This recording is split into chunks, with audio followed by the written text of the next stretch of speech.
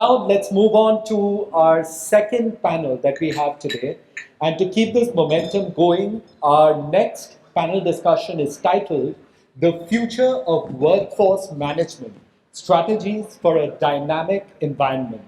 And for this, I would call upon all our panelists. And as I call your names, I would request you to please come and take your seats.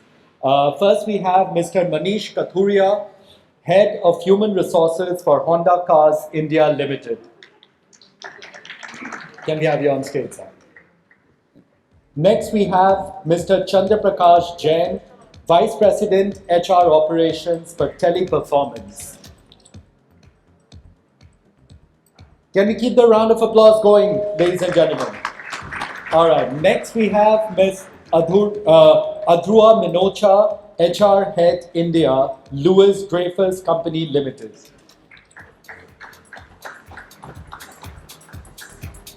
Then we have Ms. Aarti Kohli, Director HR for Bosch & Lomb. And our last panelist for today is Ms. Shikha Taneja, State Head HR for Reliance Jio. And now to moderate this discussion, may I call upon Ms. Naina Acharya, Associate Director of Learning and Economic Insights Group for Dun & Bradstreet India. Over to you, Ms. Acharya. Thank you, Foster, very much for the kind introduction. Thank you, ladies and gentlemen. What a diverse panel. I was having a fantastic time interacting with all my panelists, more like colleagues and friends now. So we had a fabulous time discussing about what should we maneuver, what should we talk upon specifically to make sure that we maneuver the discussion and come straight to the theme around the strategies for the future workplace. And just a little bit of context. So earlier people would talk about AD and BC, then in terms of the eras, and then we would talk about 10 years prior, this used to happen, and now it's reduced to pre-COVID and post-COVID. And that's how short the time frame has become in terms of experiencing a completely different gamut of environment and change in the respective environments that we've been in. And that is where, what we thought is it's very imperative for us to understand that if the time frame has reduced to a mere 2.5 years, then what will the future workplace look like? In addition to that, it just seems like there are different cogs in the machine and all are moving at the same time, and we have this organization which is bound by a chain. And if that's the case, how do we make sure that the machine runs, is absolutely efficient and is more in line with the vision mission of the companies, which is where the entire fraternity who is sitting here today are now becoming co-pilots to the CEO and have to basically be a business partner. And the role of the HR leader has become extremely dynamic and extremely amazing. And that is what we are going to kind of discuss, that if this amazing set of people are being given the reins to co-pilot with the CEO, what is it that they would need to do to, create a fabulous strategy to make sure that the existing workforce who are there are contributing, and the new workforce who's going to join is equally going to contribute. And as you can see, we have a panel of individuals coming from different backgrounds, different sectors, and each one of them shared very, very good experiences with me. So without further ado, I would like to proceed into the discussion. But before that, ladies and gentlemen, a little bit of context about what is going to happen next. So we did run a survey a couple of months back, and we asked a couple of questions to certain individuals to just check on how they feel about their organization.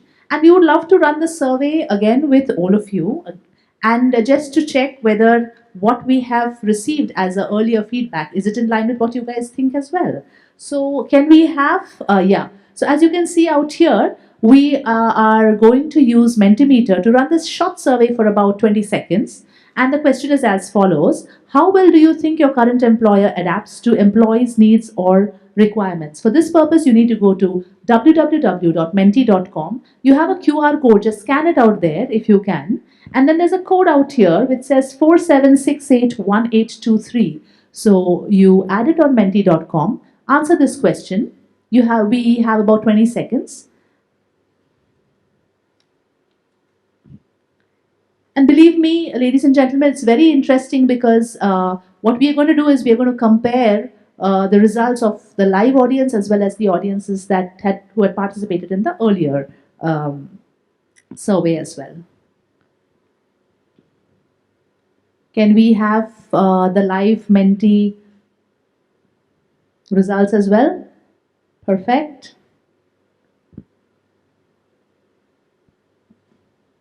Wow. A very participative audience. Very interesting.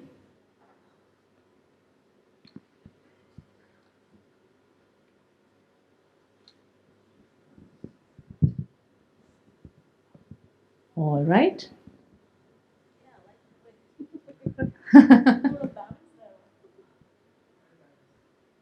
And now can we have, well, I think 20 seconds are up. Can we have the results of the earlier survey as well? And bingo. As you can see, 52% said that it's moderately well, and about 26% said not very well, and 26% said very well, and about 20 odd percent said not very well, which is pretty much similar to the sentiments that we have from the team as from the group of people out here. Now, if that is the question, that it's moderately well and it's not excellent or it's not amazing, we can clearly try to delve a little bit more to understand what is it that people really want. So before that, let's take two steps back and Adhira, my first question to you is, how has the concept of workforce management evolved over the years, and what are the key factors driving these changes in the modern business landscape?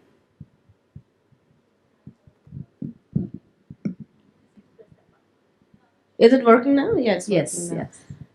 So, like you rightly said, Nan, and we had a very interesting conversation before we started here, that it's pre-COVID and post-COVID, right? So the world before COVID was when you came to work, you did your jobs, and if some organization did allow work from home or sabbaticals or something, it was like, wow, that's a great thing. I really like it, and they are the market leaders, or so to say, in employee benefits and employee engagement, and so hits COVID, and an organization like ourselves, we are a merchant organization.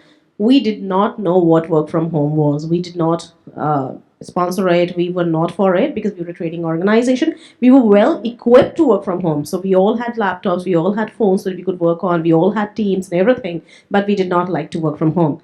Now, this situation made us work from home, right? And we realized that people do work. Certainly, all the trust issues that you had around data being leaked and all were gone.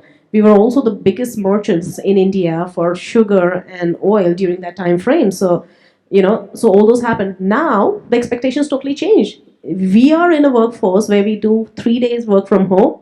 3 days work from office and 2 days work from home. So where now your moderate is what? It is all changing, right? So what was a wow before is now a given. So any organization is not doing a hybrid work environment or giving these facilities is not good enough. And I guess that's where the moderation comes in, right? And like I was saying, it's more about balance. So people don't want to say, and talent doesn't want to say, hey, this is great, because the next grade is just around the corner, right? Absolutely. So your benchmarks are going up again and again. So in summation, what I would say, it's a continuous evolving process for the workforce and for the organization on how you take it to the next level. Hybrid working place is one thing, learning and development is another thing, and as we cover the topics, we'll get to know more. But the change is forever, is much, much faster now post-COVID than it was before. But things like COVID did this or COVID did that. Before COVID, also we were realizing that the workforce is changing, the way we are responding to the workforce is changing. But COVID just accelerated the whole thing, and now you're the race much faster. So that's what my take on this is. Absolutely, I couldn't agree more with you. In fact, pre-COVID, there was an option of, hey, do I really need to adopt a particular technology? It's okay. We have survived this far. We will survive with future as well. But I guess what happened was during that particular period where you had to literally run with your rollerblades and at the same time also, a very crude example, change your clothes. It's not an easy thing to do, but people did that, and adoption was happened overnight. And I think that's when even the workforce realized that it's more about survival rather than anything else. And adapting to your surrounding and being agile enough and adapting sooner was a need of the hour. But having said that, what happened is during that time, what came into being is work from home, a concept which most of the leaders said it's not possible, we are not able to monitor, and you have to be right under my nose for me to monitor you well. And then when hybrid work started, more or less it was considered, that it's not so bad. We do have checks and balances in place. Now, the thing is that if this is the case, and the next question again, Shikha, is for you, is that if businesses have started embracing hybrid models, what are the challenges that they're primarily facing with your on-site and off-site remote, workforces, and how can an organization create an inclusive environment? Sure. So thanks, and I'm so happy to connect after COVID. I think this is my first interactive session after COVID, and I feel overwhelmed to be here and sharing my views. So what I feel is that that was the need of the hour post COVID, that we went in complete work from home model, and we had that no choice to come to field or come to office to work from. But now, as most of us think that now it has become a norm. Now we are okay. We are adaptive to the fact that work from home or working remotely or a hybrid work culture is no more a taboo. But there are definitely some underlying challenges which we as HR leaders are definitely today opposed with to kind of look at and find solutions to which a lot of technology comes handy and give us solutions, like challenges of communication, connection, coordination, and I think these three C's are the ones which actually are solvable through technologies. But have you really thought about concepts of culture or maybe creativity? So what I believe is these are the two primary challenges, especially creativity, because working from home completely is creating those social silos. You know, the psychological impact that's creating on the employees, which are totally on a remote working model today. I mean, are they really spending time on their self development, on their well being? Are they really connected with the team? Are the complex problems that today, as leaders, we are today, posed with, and we are forced to think that what are the solutions? Definitely, that's an accepted norm, and that gives a lot in terms of productivity and our achievement matrix. But these are some very serious challenges today, especially culture. Why I'm talking about these 2 points is, look at a scenario where you had a team which was pre-COVID, which was totally bonded, but there was definitely an attrition that happened, and then you had new recruits. Did they really got a platform to connect physically, know each other better?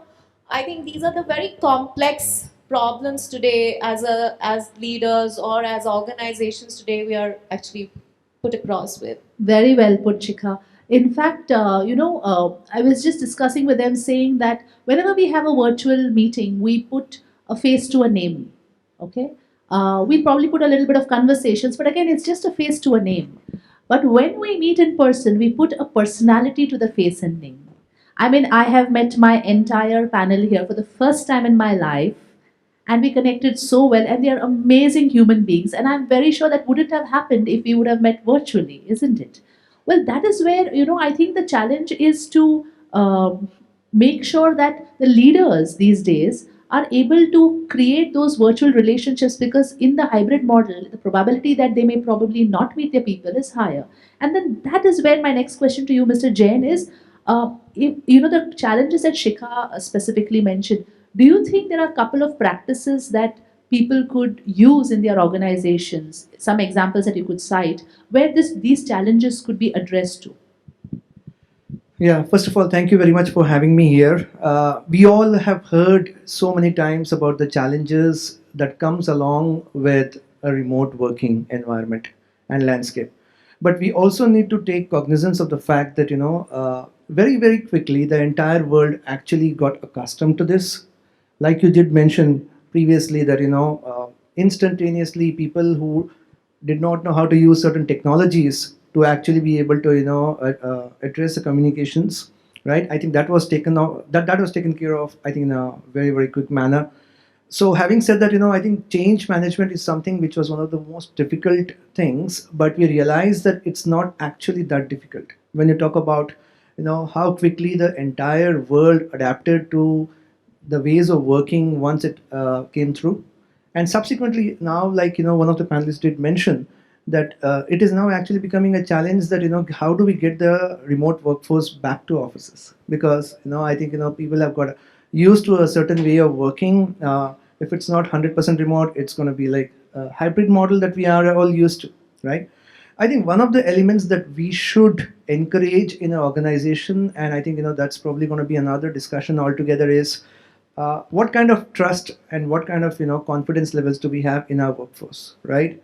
If we have seen the results during COVID, that even while working remotely, we have been able to maintain our performance levels. We have been absolutely, in fact, been able to increase our performance levels. You would then realize that it's not always about having people in front of you.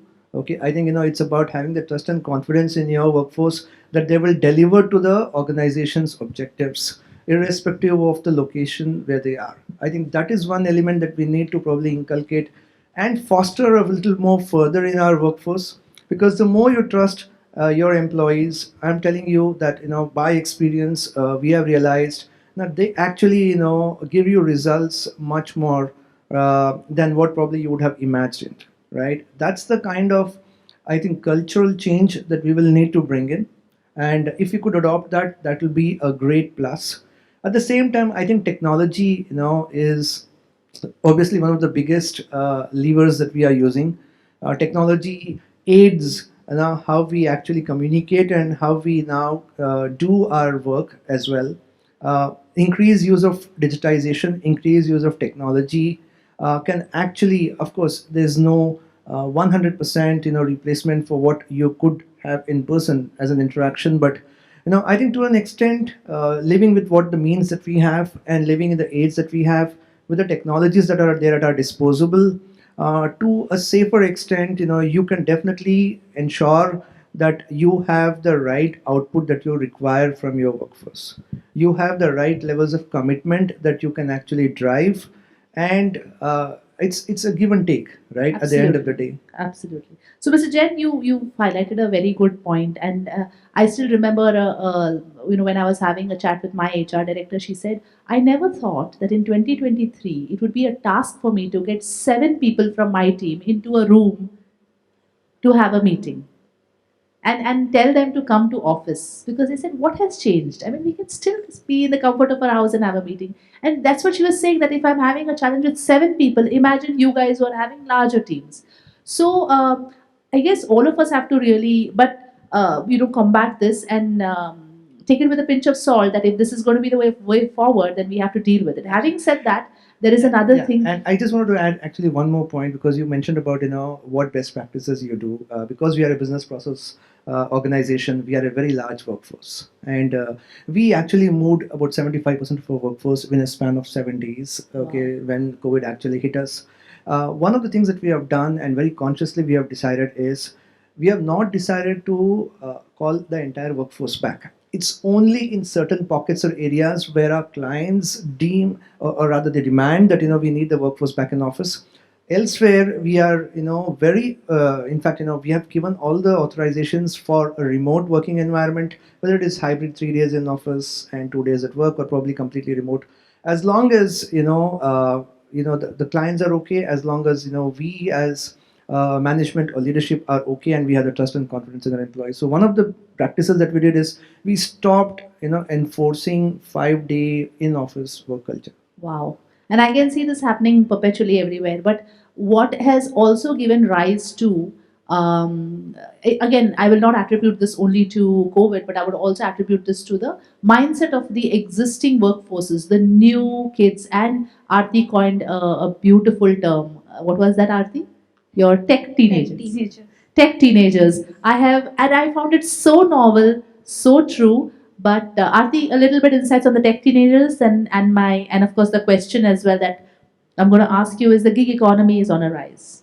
And with more workers seeking flexible arrangements, how can your organization actually integrate the gig workers seamlessly? And believe me, ladies and gentlemen, when I tell you that sometimes workforces can actually be a boon to make sure that the innovation happens at a rapid scale and your business as usual is not hampered. So, Aarti, could you please take a stab at this and also please throw a little bit light on, the tech teenagers? I loved that term that you coined, though.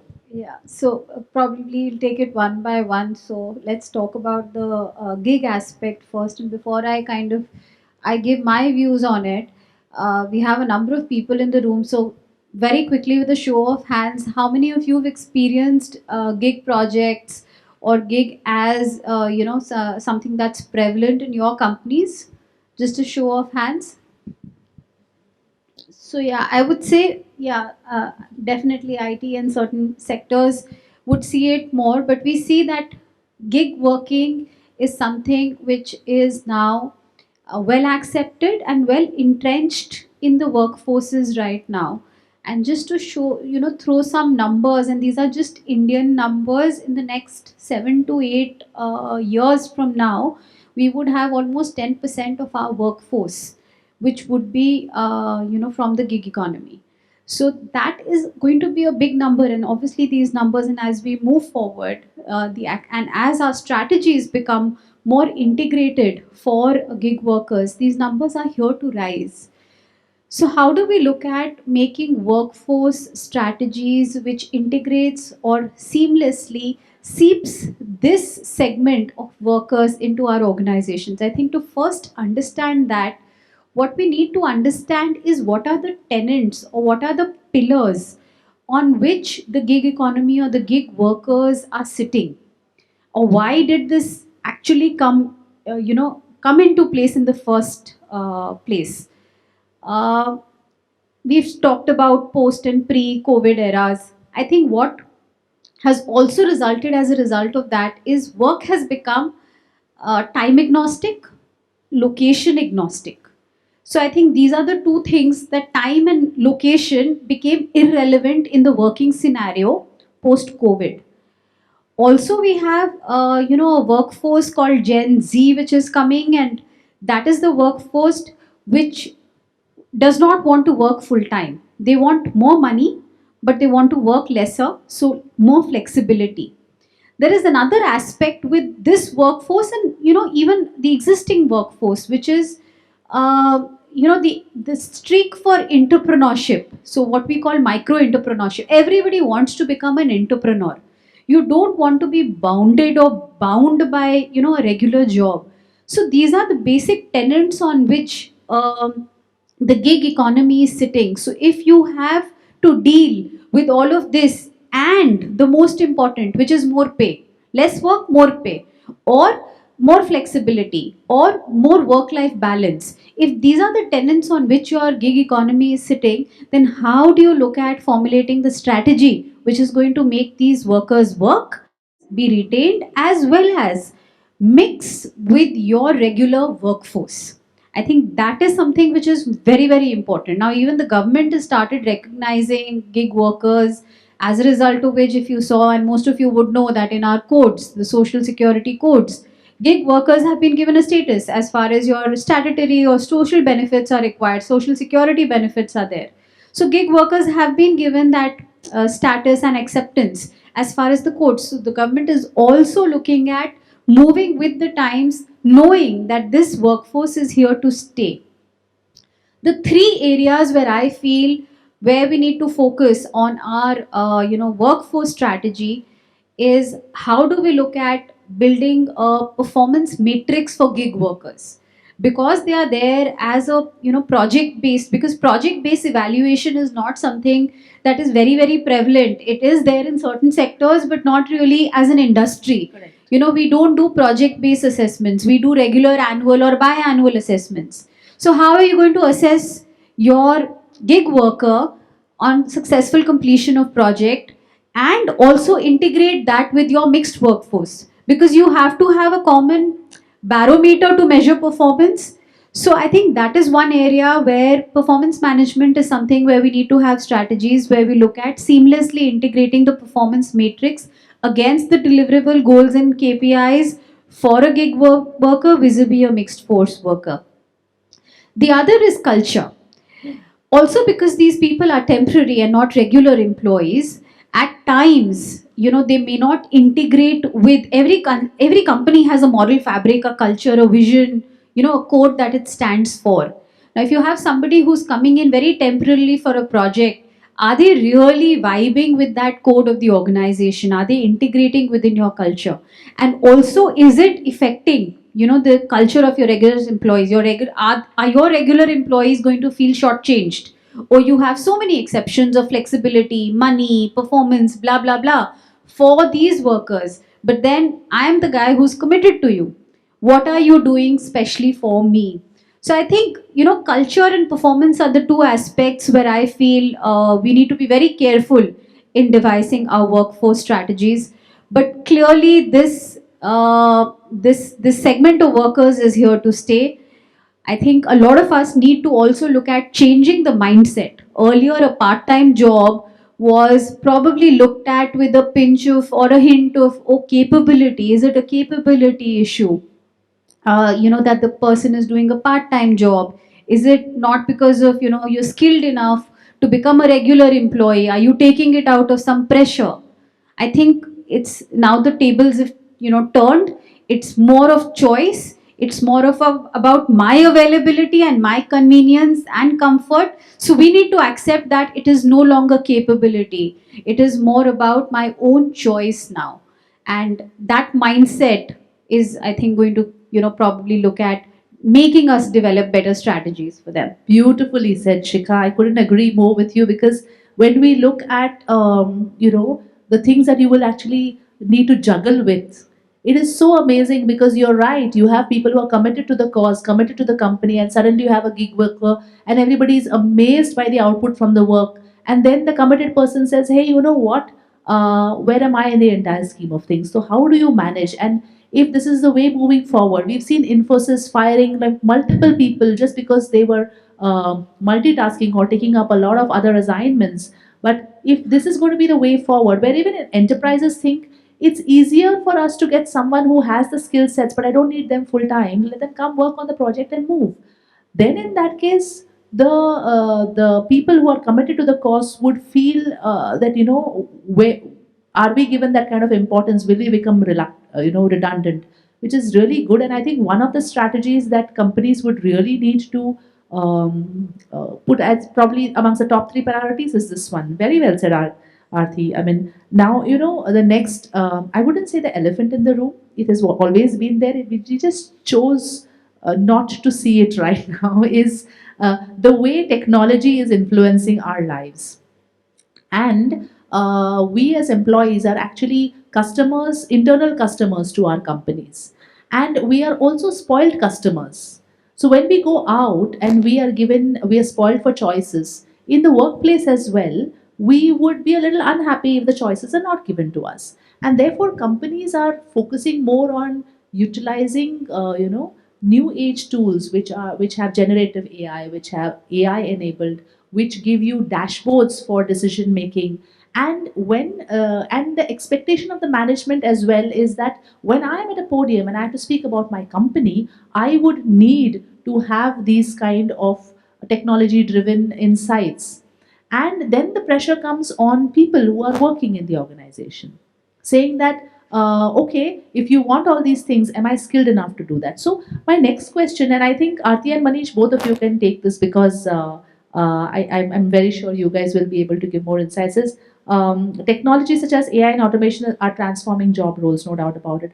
How can workforce management anticipate the impact of this technology on the workforce and prepare for the future? And of course, if that is the case, then when we look at the skill development of the internal workforce, how do we kind of, uh, you know, uh, maintain a balance and ensure that with the novelty of the new technologies that are there, our workforce doesn't feel intimidated that their jobs are in jeopardy. They realize that it's an imperative, but at the same time, they upskill themselves. So, Manish, I mean, you're the only person who has not taken the mic, so I'll hand over. I mean, you do. All right, all right. Yeah, Manish, over to Okay, you. a few of the examples which I have done personally with my team in Honda Cars India, because as far as the history is concerned, this organization was in India for last 25 years, and after 17, 20 years, it's usually go down. So while it was going down, we need to arrest that particular downfall. And that is where we involve generative AI in understanding people first, because people are the one who is going to drive my results, drive the profitability. And that is where we evolved this concept of a employee experience, and we created a wholesome team of employee experience within Honda Cars India, which is not very prevalent in manufacturing industry. And that is where we make sure that the KPI is also being derived at the president level, and he will top down it till the level of HOD.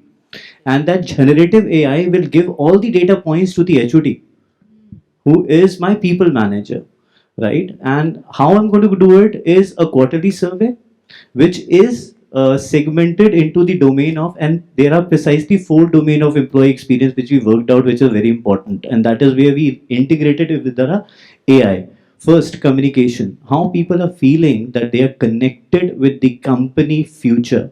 Do they do they really know where I'm going to stand by 2025, 2030, 2050? Right? Because these are the people in which you're going to invest, right? Because we are not an insurance company, neither we are a service company, neither it is in a BPO. We are in an organization. We are in building talent for the future, and that is where we also believe in one of the other pillar, which is belongingness. Apart from communication, the people really attracted toward the organization. Third, development, and fourth, hygiene. Hygiene is infrastructure and salary. Through all the generative AI, when you're going to answer something and the system suggests that you're going in a different direction, it will give you a different set of questions. And this is where the HOD would really know in a click of a minute that the person who is working under me is in which situation. So probably the target for the people managers who are my HODs also been driven in such a manner that they're going to integrate all the domains which are required, and AI is playing a very, very important role.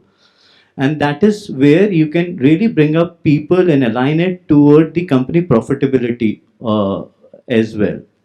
Some of the other facts which generative AI is helping even the workforce management is that where I should invest, right? We believe in a concept known as farming rather than fishing. We never believe in hiring at a particular level and above, because I am also a product of this concept of farming rather than fishing, because we are giving our youngsters who are entered into my domain right at the bottom, they will get a chance to be at the middle level. They will be having a chance from the middle level to go to the top level. Where are the data points? The data points comes from the generative AI or any of the automation which you have done. So probably with these two aspects where technology is really helping Honda Cars India is first driving the experience, where to invest in terms of the requirement of the workforce, and who is my talent which I'm going to build up like a triangle within the organization. So these are a few examples which we are doing. Fantastic, lot of initiatives. So, when I was moderating a panel earlier, one of the gentlemen really shared that there is a cycle for skilling yourself. So it's a simple cycle. You skill, you upskill, you reskill, and you repeat the process. So now that we know that excuse me, if there is a technology driven environment which is going to become an imperative, then our existing employees shouldn't feel that, hey, am I going to become redundant? If automation is going to happen at light speed, then tomorrow will my job be in jeopardy? Or would I be expected to take a salary cut? Well, then in that case, the responsibility of all our HR leaders catapults to the extent where they have to, give them the checks and balances and the assurances at regular intervals that no, we are going to take care of you. Which is where my next question to Adra is that on this continuous learning and upskilling, which is essential, how can organizations foster a culture of learning and development to empower their workforce? We heard there's a lot that is going, and I like the way Naina put it. It's all clogs in the wheel, and everything has to work together to move forward. And that is a fact that is very, very well realized now. Adding to this, as we've looked at hybrid work environment, as we look at gig workers taking place in the economy, as we look at manufacturing outfits now having a 5-day work day is what work week is what Manish was talking. So it is what is happening is you need to focus on the employees and you need to focus on what it is that will make this whole clog run. So it is looking at everything together. No longer is it just an HR manager's job, an HR person. In fact, every people manager is an HR manager. What HR fraternity really is doing, and that's what we were discussing, what is the role of the HR leadership, is to enable everyone else to know how do you make this run. And how do you get this done? It is basically increased transparency, increased communication, and focus on authenticity. The gig worker is authentic enough to tell that money is important to me, I need more money at less time. Your committed worker is saying, I'm here for the long term, and this is what I expect out of you. And so on and so forth. The workforce today is saying, if you are not going to give me hybrid work environment, I'm going to be upset, right? Now it is for us to ensure that how this transparency is coming from every angle and how do you deal with it. Likewise, the organization has to be extremely transparent in saying these are the expectations we have, these are the opportunities that we are going to provide to you, and this is how that you work. So this whole communication piece, and then it goes to inclusive workforce, right? But this is the toughest part. But simplistically put, if you see that what each one is contributing, how do they contribute to the common objective, that's what really gets this going. And that's the crux of the whole situation. And I would say, I would end it to be authentic, transparent, communicate. There's nothing like over communication.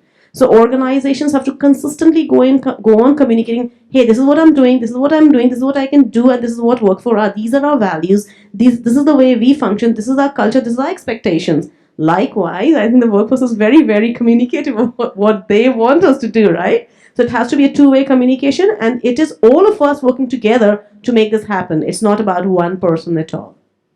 So that is a very interesting take. And before I move to the next question, another poll, because where you ended, that is where we begin. And the question is, which of the following trends do you think will shape the future workplace? And we'll follow the same drill, ladies and gentlemen. You have a Mentimeter. Can we have the Mentimeter, please, again? So it's the same, www.menti.com, and you can use the same code. Can we have the QR code, please? Not the results. Can we have the QR code, please? Yeah. So just scan the QR code, and the question is, which of the following trends do you think will shape the future of workplaces? Just about 20 seconds for the simple poll.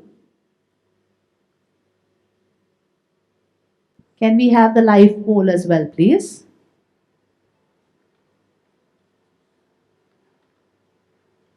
Can we have the live poll as well, please?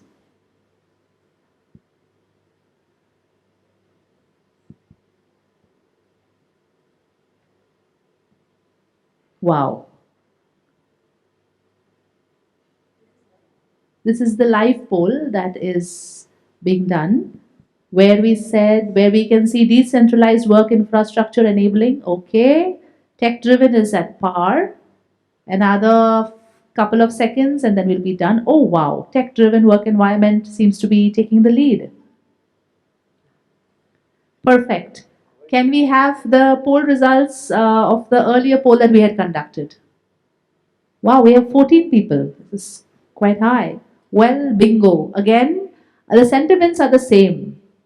So it just seems like a tech driven workforce environment with automation tools, advanced collaborative tools is a way forward, and that is going to shape the workplaces. Some people may say it's a no brainer, but honestly speaking, it is not a no brainer because it all depends on the industry that you're in, which is where when we come to the question of data and analytics, because data and analytics plays a very very critical role in today's business. Every leader wants to take decisions on the basis of data and insights.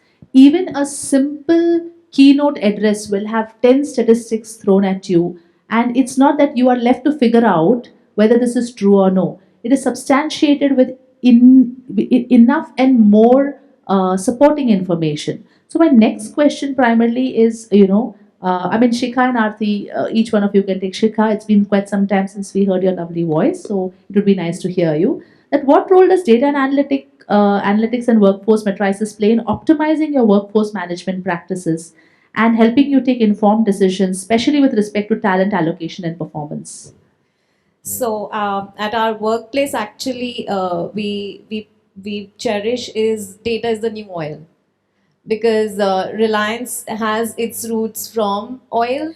And when we actually relate it to managing the workforce today, I think only, and the Mentimeter results are definitely in front of us, which is like everyone in the room is endorsing a tech driven work environment. And actually, this is the hour of the need. A lot of panelists talked about gig workers. Now, gig is a volume worker, and until you have technology to maintain that workforce, how do you think you will be able to get the right output out of that huge and large workforce first? And it's highly transactional in nature.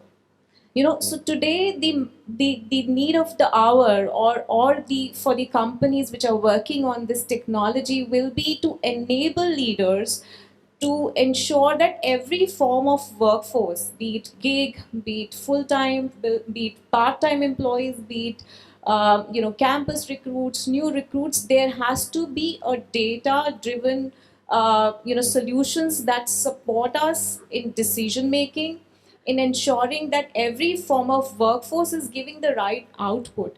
Now think of a situation as an HR leader. Say today, if I have about 1,000 to 2,000 gig workers, and they are so much in volume that every month I have to hire and rehire, and think of a situation where I have to do loads of documentation for these people. How would in the world I would actually be successful in managing that?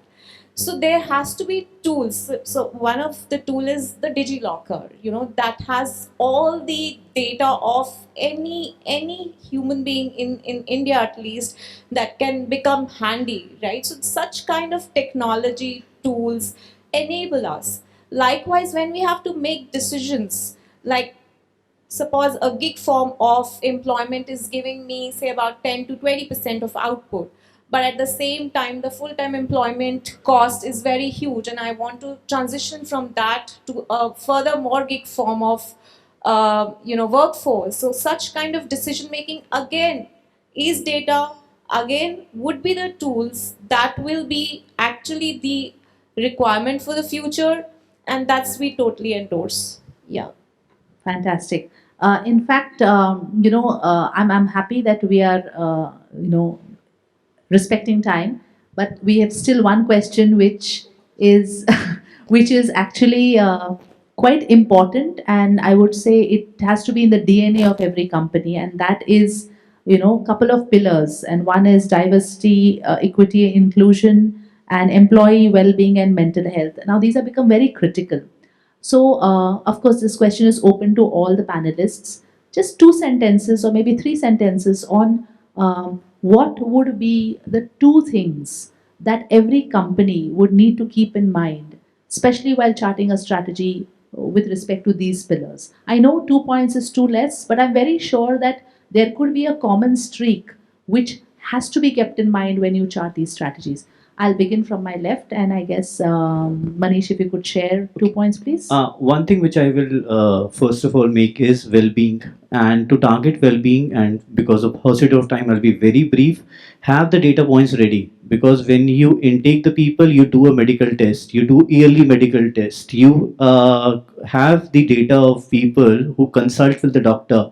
Try to analyze it through certain technology by which you know where you have to focus with respect to age. And if you do that, not only your people is going to be good mentally and physically, but your cost is going to get irrecoverably down. So that is where you need to focus on well-being. Second data point which people look for, experience, because experience have all the domains which comes under it, be it what type of a workforce you require, what type of development and learning you require, how you're going to maintain these people if for the future. So invest in that.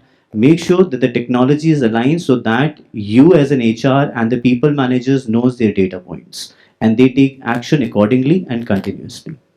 Mr. Jain? Thank you.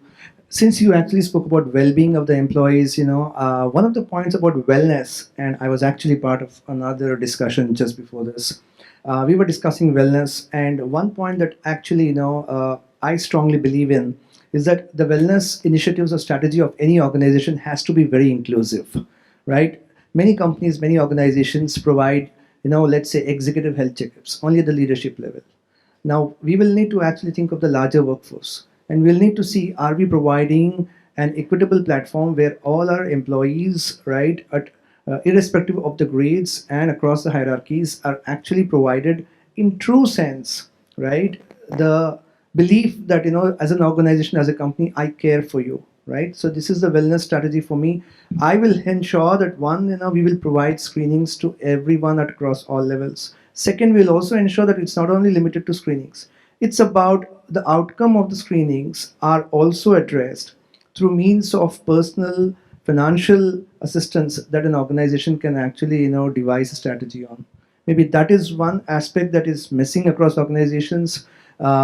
Some organizations may be doing it, but I know for a fact that most of the organizations don't do it, right?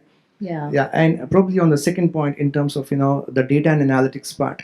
Now we all understand that now everybody understands the importance of data analytics and the insights, but how well actually we ensure that we are implementing the insights, that is very critical.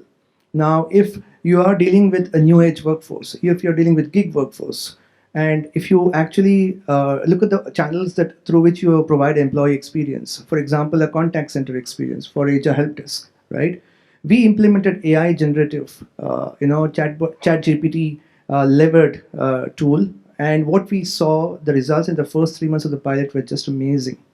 We saw 25% reduction of our call volumes or email volumes being deflected to the My HR Assistance tools that we got. Now, this is a reflection of the current age workforce. We need to understand the sentiment. We need to understand what they prefer, what the preferences are, what the priorities are. And accordingly, if we can actually strategize or think about the technology and the future implementation of tools and systems at our end, I think that will go a long way in ensuring that we have an in sync workforce at our place. Fantastic, Mr. Jain. How about you, Dhruva? So, we spoke about authenticity and we spoke about how you include everyone with different expectations into your workforce. I think wellness and well being of the employee is a very, very important part. But what we are stressing on is, apart from the medical well being, is the emotional well being of the employee. So, I think, when you say that you're going to be authentic and you're going to be transparent, you also enable that, right?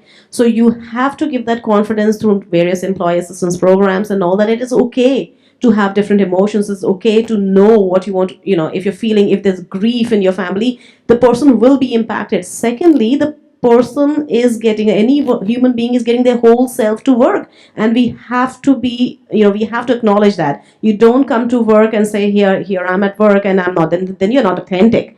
So the whole part of being authentic is enabling mental well-being of a person, which is just as important. In our organization, we've extended these to the families and children, especially teenagers. So parents of teenagers and spouses, everyone can avail this facility where they can go and have access to a trained counselor. things that we focus on is mothers coming back to work, one of the hardest decisions that a woman takes. Also, it impacts the father. So the new child in the you new person in the family, the father is just as impacted. Are we talking about it? No, we need to. When the mother is deciding to come back to work after maternity, what is it? So those kind of counseling services. If there's grief in your family, you've lost a near and dear one, you go through grief, so you have to have those counseling services, and that is how you enable authenticity, you enable better relationship engagement. So that is what we are focusing on. I'm very, very worried about time. It already think time's up, so that's what I'm going to talk. Thank you so much. But I think a little bit of extra time for insights is always welcome. Well, I'll keep Aarti? it really quick in the interest of time. Don't want to stand between you and lunch. I don't know if there's something else planned before that. But two things from my side. I think we heard everybody talking about mental wellness, well-being as such. I think well-being is a big term. It does not include just the physical aspects or the emotional aspects. It's a holistic picture. Financial wellness, are we talking about that? How often are we talking about that? We are all in the mode of earning our money. Are we financially equipped, educated enough to know what are we going to do with our money? So are companies thinking about looking at educating employees on how to invest their own money? So financial wellness, I think that's one part of it. The other part, which I think also has an element of well-being, is hyper personalization, whether it's talking about my own development, my career, my growth path in the organization. How is the company hyper personalizing it for me? Because no size does not fit all now. So what is the level of hyper personalization that my HR or my organization is ready to bring on the table for me? I think that also includes the aspects of well-being. I'm touched because this is a question that is asked to every leader. And believe me, what you said, one size fits all doesn't help. So it's not like an answer which is charted out in your script and you keep reading it. And hyper personalization is the need of the hour, considering what all of us go through. Shikha? Yeah, I'll just add two more things to all the goodness that we have already heard.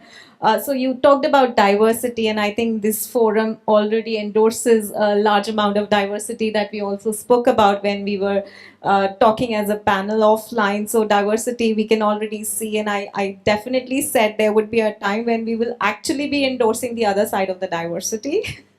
So that's on the diversity part, and Amen to that. and on the wellness part, in the initial part of our discussion, I definitely had touched upon this hybrid mode of working that is creating the psychological wellness issues. One small thing, I was talking to a family the other day, and their son is actually working in a remote work mode. And what the family was pointing out is that at one end, this gentleman is working, he's on the laptop in a meeting.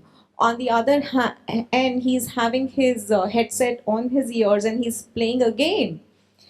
And actually, he's not getting ready every day for work. He's just there either on the bed or on the table or in the four walls of his room. So again, that hybrid mode, is definitely bringing the organization some results, but is it really, a good thing for the coming generation? So we have to start thinking on those lines. With that note, only I'll end here. Perfect. And we will need another panel to, Tell me about it. It's a discuss whole new discussion altogether. But we'll open up now for Q&As, just about 3 questions if we can, in the interest of time. Does anyone have any question for this panel? I mean, they've touched upon perpetually all points, and we are amazed. Remember when we discussed, will we be able to finish this off at 45 minutes? And we did. But I mean, it's a wonderful panel. Everyone respected time. So, any questions, ladies and gentlemen? Yes, sir. Can we please hand over the mic to him?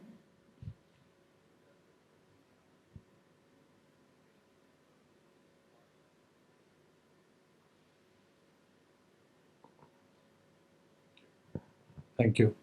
So, thank you so much for the very insightful thoughts from the panelists. My question is on gig workers. So, how do you see gig workers in the legal framework? So there are a couple of things that one needs to be careful on. Gig workers contracts need to be legally very sound. So you need to have a very strong legal opinion in the organization on how the contracts are drafted, because they are very different from the regular contracts. That's one. Secondly, there's one more aspect of gig workers which is on confidentiality, which needs to be very controlled again. So again, I think it's about making very strong contracts with gig workers, because their work is project based, not regular employment. So your the scope of your projects, the emoluments for that, whatever benefits come along with it, plus the legal laws, because now the codes also come into picture. So I think very sound legal contracts need to be made for gig workers. I don't know if that was what you're looking for.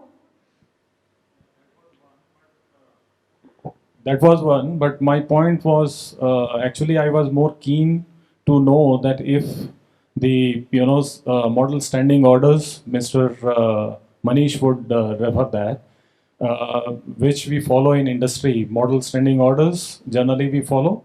So I didn't For manufacturing, I think, for more manufacturing, for and even in the Shop and Establishment Act, which we all follow in our respective organizations. So I didn't see any classification of workmen as worker in those. So from that standpoint, I was just trying to understand. So see, the laws are changing, but they're not going to change. I don't want to sound say this negatively, but we are in India. We will take time before our codes or before our laws get rewritten. You know, we've been using the Shops and Establishment Act or the ID Act for a very long time. We were expecting some overall to come, but I think these things are very politically driven as well. So while I don't see the classification changing, or maybe the government does try to change it in the acts, there are private organizations who have made their own classifications and looked at customizing the scope of the work for which they are bringing up these projects. I am not too sure whether that hold goods for the manufacturing industry as such, as far as the gig workers are Yeah, concerned. But I'll try to add later yeah. on. But at the same time, definitely. So, for example, if I require a marketing project to be done by a gig worker, it's as simple as hiring an outside marketing agency. But here, instead of the agency, I'll be hiring one worker for a specified period who will be completing that scope of work for me. Now, because this phenomena is requiring scalability, the government is saying, okay, look at giving them insurance, look at giving them certain other benefits, look at giving them PF as well. So while all that is coming in, the project per se defines the contract, and that contract is legally sound, and it's valid for organizations. But yeah, in the manufacturing area, maybe you can add. Yeah, manufacturing area is quite different. You have blue collars and white collars. Probably gig workers won't work fine for blue collars because you want to work for the entire shift, right? But when it comes to, let's say, an interpretation job, right, where a foreigner is required in English medium thing too. So in those things, we can really work out gig workers. It is much more cost effective rather than having an employed assistant to this foreign delegate or expat 24 into 7. We give him for 4 hours in a week. That it will work good for white collar. So, yes, And also, I there's think business model and industries play a very important role in defining whether gig is actually there for you. I mean, not all businesses would require a gig worker concept. So, for example, your Amazons and your Ubers, those are the industries where gig working is actually started from there. But manufacturing, I have my I doubts think whether manufacturing industry will also fall in line. maybe Probably fall in line, after, but there's a way to go, because like he's right, a lot of laws need to be then rewritten to make See, that it's an happen. evolving subject. It's an evolving. It's an evolving subject, and organizations are also having their own learnings right now. It's a very new format, and we are still learning. You touched upon the PF and other ESIC compliances. So initially we thought it's an issue, but definitely the subject is evolving, and we are actually able to manage those compliances as well. Actually, our laws used to earlier say that even dual employability is not allowed. You That can't is also evolved exactly. now. So even that is evolved. So with time, I guess these things would be ironed out. In fact, I think we have got the theme for the next discussion, because I think this is a huge discussion in itself. Well, in the interest of time, we do have a networking kind of time during our lunch, so all of you can kind of just catch up with our panelists and take the further questions offline. Just because, in the interest of time, I would like to summarize the panel. I think I had a fabulous time interacting with you before the panel, even during the panel. In summary, if we use the principles of a research report where we look at the descriptive, predictive, and prescriptive measure, descriptively, what we understand the future workplaces will look like, it is going to be much more tech driven. It is going to be hybrid, whether we like it or no. We have to make peace with it. We will have to make sure that we have a perfect balance between technology and human kind of touch, where it's, and we'll have to make sure that the skill sets of the current people may never be enough, because in the evolving environment that they are in. So this is precisely the ground realities. Where are we heading towards? We're heading towards a workplace where a technology will become the core DNA. So the IT architecture of every company has to be robust. And we are going to be definitely moving into a data driven environment where today, if we are using data, say 5 or 6 out of 10, it's going to be 11 out of 10, if I have to put it that way. And therefore, you will need to have those checks and balances, dashboards, and data periodically given to the people who are working, as well as your leaders, to be able to take decisions. And for that purpose, your workforce has to be skilled enough. Needless to say, it doesn't mean that you need to replace your workforce. So what is going to be the need of the hour is to skill your workforce. Then it's very important to also understand that will have to juggle with the gig economy. You will have to make sure that in future, to increase innovation, to fail faster, to be able to grow threefold, you will need the gig kind of workers to help you, and therefore checks and balances have to be taken in place. Last but not the least, diversity, inclusion, mental health. In fact, you all focused on customer experience.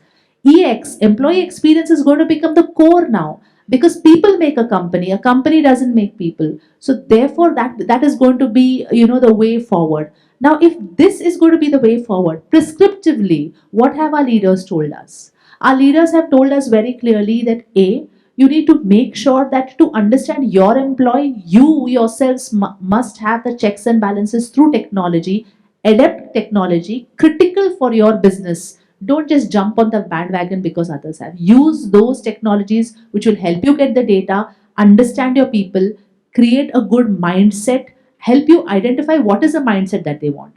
Create a proper, skill plan for them, so that they know for sure that you're in line with them and their future goals, and hyper personalize it rather than just focus on keeping, a one size fits all. More importantly, if we are looking at the compliance issues with respect to the new kind of workforce, the gig economy, for example, you will have to keep your checks and balances in place. And what's very interesting that I understood is, and in not so many words, each of you all have said that empathy is the key. So ultimately, it's at the heart of every strategy that you do. But the future of workplace is going to be extremely dynamic with the new workforces entering. And if you have your tech teenagers entering, as leaders, we also will have to learn to become tech teenagers ourselves, to be able to have a conversation with them, or else, as Shikha said, they will prefer being in around the four walls with their earphones. So you will keep talking to them and they'll keep listening to music or playing games. So I think the strategies that are very important, that are to be kept in mind, are the ones that each one of them emphasize beautifully. And with due respect, I would love to give a huge round of applause to my panelists. All of you all, please, it's well deserved. We respected time, we covered all the topics, and each one of them gave a lot of insights. Thank you very much for your time.